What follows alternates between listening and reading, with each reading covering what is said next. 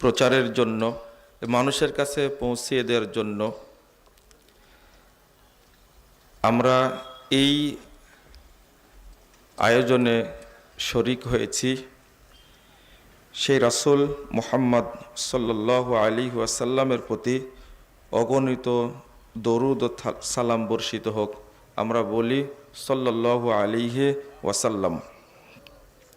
সম্মানিত মুসল্লিবৃন্দ,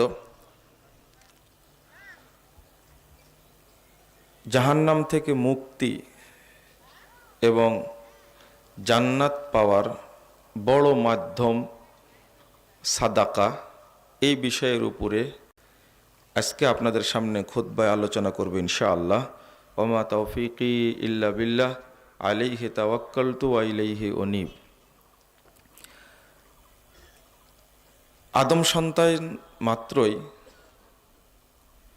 পাপী, নবী রাসূল ছাড়া সকল মানুষই ভুল করে, পাপ করে এবং পাপ থেকে মুক্তি পাওয়ার চেষ্টা করে। মানুষ সবচেয়ে বিপদগ্রস্ত হয় মৃত্যুর সময় এবং মৃত্যুর পরবর্তী স্টেজগুলিতে। মৃত্যুর পরবর্তী স্টেজ একটা হলো, প্রথম স্টেজটা হলো কবর, 2 নম্বরটা হলো হাসর, 3 নম্বরটা হলো মানুষের কাঠগড়া, আল্লাহর সামনে যখন দাঁড়াবে। এটা হলো মহা একটা বিপদ। এরপরে দাঁড়িপাল্লা, মিজান, এরপরে সর্বশেষ বড় স্টেজটা হলো পুলসিরাত। প্রতিটি জায়গায় মানুষকে বাঁচার জন্য যত আমল করতে হয়, তার মধ্যে একটা গুরুত্বপূর্ণ আমল হলো as-সাদাকা। বিশেষ করে যত বড় পাপ, এই পাপকে আল্লাহর কাছ থেকে ক্ষমা নেওয়ার জন্য আল্লাহ রাব্বুল আলামিন এবং রাসূল সাল্লাল্লাহু আলাইহি ওয়াসাল্লাম 2টা আমলের কথা বলেছেন। একটা হলো, 1 নম্বর হলো সাদাকা, আর 2 নম্বর হলো নফল সিয়াম। আর আমরা যে মাসটি এখন অতিবাহিত করছি, এই 11 মাসের মধ্যে সবচেয়ে নফল সিয়ামের গুরুত্বপূর্ণ মাস হলো শাবান মাস। ইতিমধ্যে শেষ হতে যাচ্ছে শাবান মাস, আজকে 12 তারিখ। আর একটা গুরুত্ব হলো, এই শাবান মাসে আল্লাহ রাব্বুল আলামিন বাৎসরিক রিপোর্টটা কবুল করে থাকেন। বান্দা 1 বছরে কি করলো, এইটা শাবান মাসে আল্লাহর কাছে গৃহীত হয়। তো এই দিনটা কোন দিন, এইটা রাসূল সাল্লাল্লাহু আলাইহি সাল্লামও জানতেন না। তাই 1 তারিখ থেকেই তিনি সিয়াম রাখা শুরু করতেন। এই শেষ দিকে 2-4টা বাদ দিয়ে পুরো মাসটাই তিনি সিয়াম রাখতেন। আল্লাহ রাসূল জানতেন না শাবান মাসের কোন দিন আল্লাহ বাৎসরিক রিপোর্টটা কবুল করবেন। সাহাবীরাও জানতেন না, তাবেঈরাও জানতেন না। কিন্তু বাংলাদেশে বা উপমহাদেশের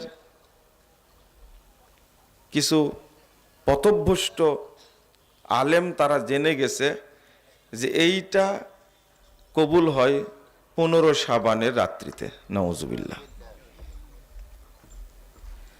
কারণ যদি আল্লাহ রাসূল জানতে পেতেন, যেমন তুরাজু আমালুন নাস,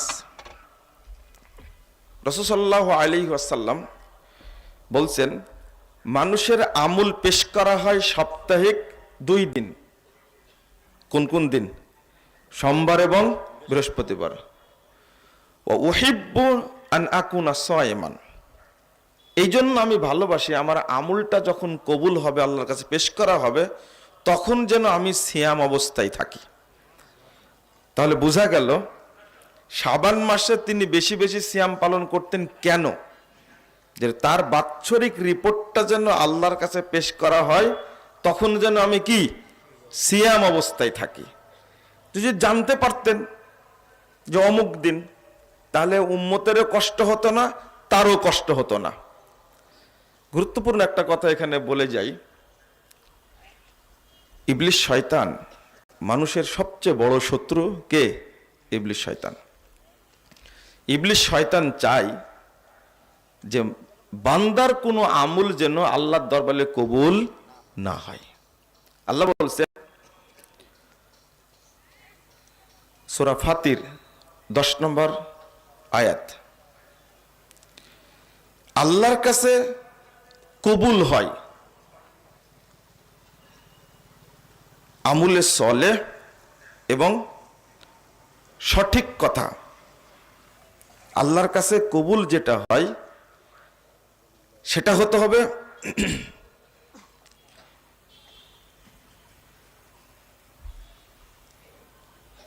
পবিত্র কথা আর আমলে সলে। আমলে সলে যদি না হয়, আমলের মধ্যে যদি কিছু বেদাত ঢুকে যায়, কিছু অপবিত্র আমল ঢুকে যায়, তাহলে সেই আমলটা আল্লাহর কাছে কবুল হয় না। কিন্তু ইবলিস চেষ্টা করে যে মানুষ যে আমলটা করছে ওর মধ্যে আমার কিছু আমল যোগ হোক। ইবলিস শয়তান চাই। তো বাৎসরিক আমলটা আল্লাহর কাছে যেন কবুল না হয়, এই জন্য ইবলিস শয়তান বান্দাকে দিয়ে বাৎসরিক একটা বেদাত করায়।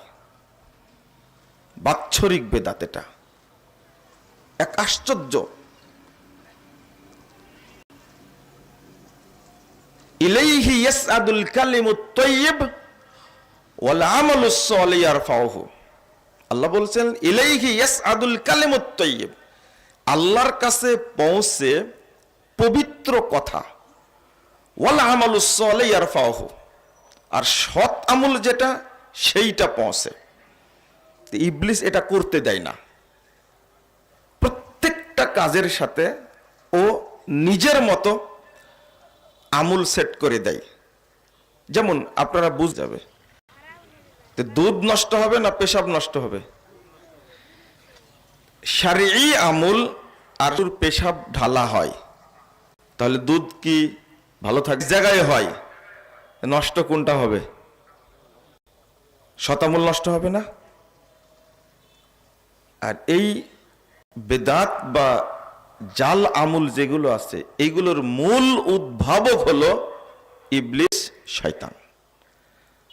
আল্লাহ বলছেন সূরা আনাম 112 নম্বর আয়াত, 121 নম্বর আয়াত, আল্লাহ বলছেন ওয়া কাযালিকা জাআলনা লিকুল্লি নাবিয়্যা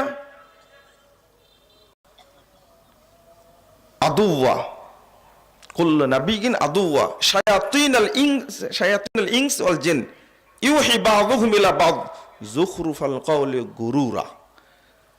ইউহি বাযুহুম ইলা বায শায়াতিনাল ইনস ওয়াল জিন, মানুষদের মধ্যে থেকে শয়তান আর জিনদের মধ্যে থেকে শয়তান। ইউহি বাযুহুম ইলা বায, তারা একে অপরে ওহী করে নিজেদের কাছে। সহিহ বুখারী 3210 নম্বর হাদিস, রাসূল সাল্লাল্লাহু আলাইহি ওয়াসাল্লাম বলছেন ইন্নাল মালাইকাতা তানজিলু ফিল আনান আই ফিস সাহাব ওয়া তাযকুরুল আমর মা কুজিয়া ফিস সাবা। আল্লাহ রাসূল বলছেন যে ফেরেশতারা আসমানের নিচে যে মেঘ, এই মেঘে বসে মিটিং করে, আলোচনা করে কি কালকে বাস্তবায়িত হবে। তো ফাতাস্তারিকুনা শায়াতিন,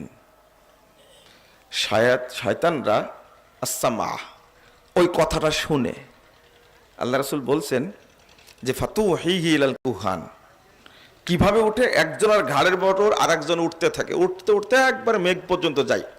ওই একটা কথা শুনে ফায়াকযিবুনা মাহা মিয়াতা কাযবাতিন মিন ইনদি আনফুসিহিম, আল্লাহ রাসূল বলেছেন শুনে একটা কথা, এটার মধ্যেই বুঝতে পেরে ফেরেশতারা যে উল্কিটা মারে তখন শয়তান পালায় যায়, পড়ে যায়। ওই একটা কথা শুনলো কার কাছ থেকে? ফেরেশতাদের কাছ থেকে। আল্লাহ রাসূল বললেন ফায়াকযিবুনা মাহা মিয়াতা কাযবাতিন মিন ইনদি আনফুসিহিম, এরপরে ইবলিসের পক্ষ থেকে আরো 100টা যোগ করে। তাহলে এবার কয়টা হলো? শুনলো একটা আর ওহি করলো কয়টা? 101টা। 101টার মধ্যে সত্য কয়টা, মিথ্যা কয়টা? বলেন। মিথ্যা 100টা আর সত্য কয়টা? একটা। এবার কি বোঝা গেল এই মিথ্যাগুলো কি কি? এই মিথ্যাগুলো কি কি?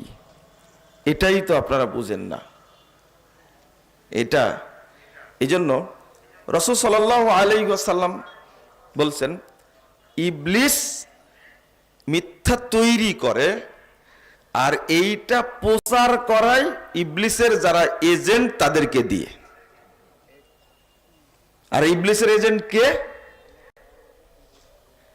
তুহিহি ইলাল কুহান, যারা বিদাতি দায়ী আলেম, এদের মাথায় ইবলিস বুদ্ধি দেয় যে এটা বল। কেন হাদিস শুনেননি? 7084 নম্বর হাদিস সহিহ বুখারী, রাসূল সাল্লাল্লাহু আলাইহি ওয়াসাল্লাম বলছেন দুআতুন আলা আবওয়াবে জাহান্নাম মান আজাবাহুম ইলাইহা, অর্থাৎ বহু আলেম বহু দায়ী জাহান্নামের দরজায় দাঁড়িয়ে দাঁড়িয়ে বলছে এই দিক আসো তোমাদেরকে জান্নাত দেব। আরে নিজেরাই জাহান্নামের দরজায় আছে, ওরা মানুষকে ডেকে কোথায় দিবে? জান্নাতে না জাহান্নামে? আল্লাহ রাসূল মান আজাবাহুম ইলাইহা